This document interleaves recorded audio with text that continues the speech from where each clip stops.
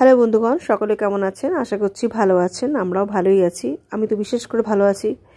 আমি এই নিয়েই থাকি, আনন্দে থাকি। তো চলুন, আজকে চলে এসেছি কুলটিতে। কুলটি মহোৎসব অনুষ্ঠিত হচ্ছে এখানে, ৬ষ্ঠতম মহোৎসব, ৬ বছর।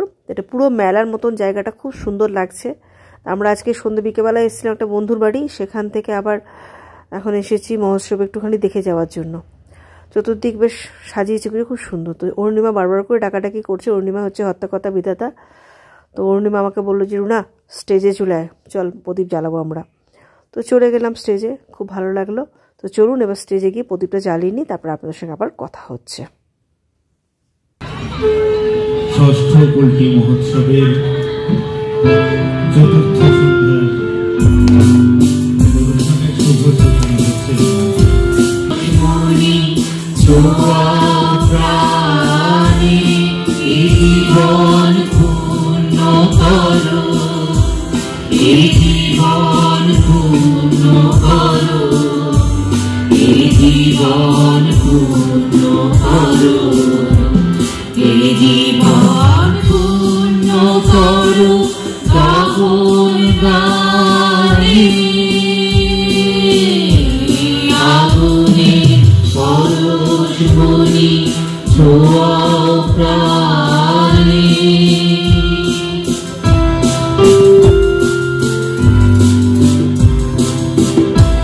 সোমনাথের অ্যাঙ্কারিংয়ের তো তুলনা হয় না। এই বাচ্চাটা খুব সুন্দর একটা নাচ করেছে। বাচ্চাটার নাম চিঞ্জিনি।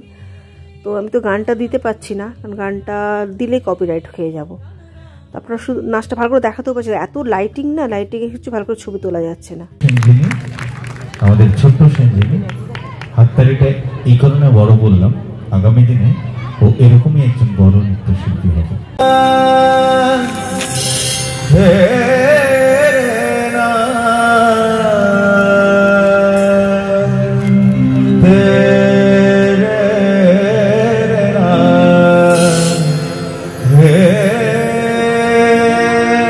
শ্রী কল্যাণ দাশগুপ্তের পরিচালনায় সেই দেশ এই সময় বলে এত সুন্দর একটা প্রোগ্রাম অনুষ্ঠিত হলো।